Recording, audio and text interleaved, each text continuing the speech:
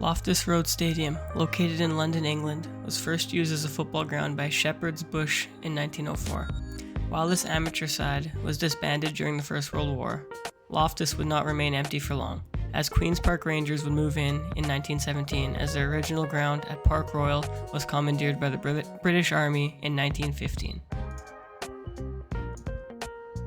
At the time of the move in 1917, Loftus Road Stadium was an open field with a pavilion. But in 1919, one stand from Park Royal was dismantled and re-erected, which formed what we know today as the Ellerslie Road Stand, which interestingly enough was the only covered section until 1968. By 1931, however, QPR was unsatisfied with Loftus Road and moved to White City Stadium, but by 1938 had moved back when a new covered terrace had opened at Loftus Road. The shape we know today when hearing about Loftus Road began to take shape in the late 1960s and early 1970s, as the South Africa Road Stand and Ellerslie Road Stands were fully completed, which raised the capacity to around 35,000. And in 1980 and 81, these two stands were rebuilt. By the 1990s, the stadium no longer had any standing sections and became an all-seater stadium.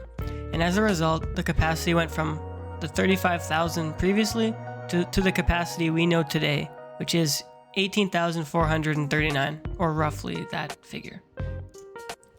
Loftus Road Stadium is perhaps one of the most recognizable stadiums in all of London, as it has a very traditional football ground shape with the small but close stands surrounding the pitch. The proximity of the stands to the pitch also creates a spectator experience that I hear cannot be matched, as fans in many parts of the stadium are almost on top of the edge of the pitch and the players.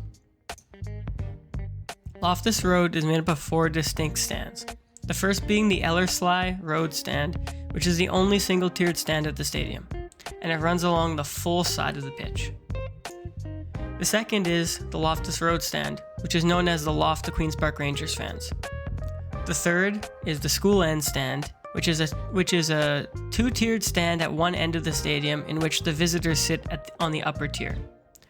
And the last is the South Africa Road Stand, which is the largest of all sections at the ground. It has 2 tiers split up by executive boxes and is where the tunnel and dugouts are located. Both the shape of Loftus Road Stadium and the name stayed the same for most of its history. However, the name has changed briefly.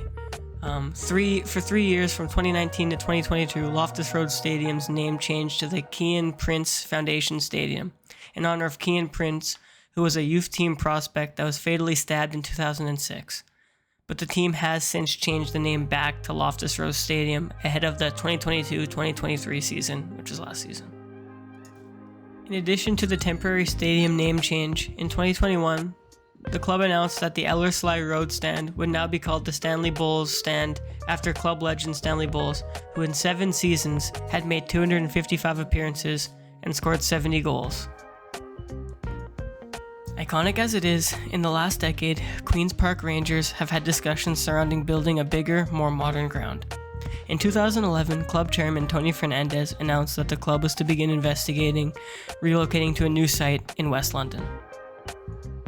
By 2013, QPR discussed with the Hammersmith and Fulham Council the possibility of moving, and the proposed area is believed to be at Old Oak Common in West London.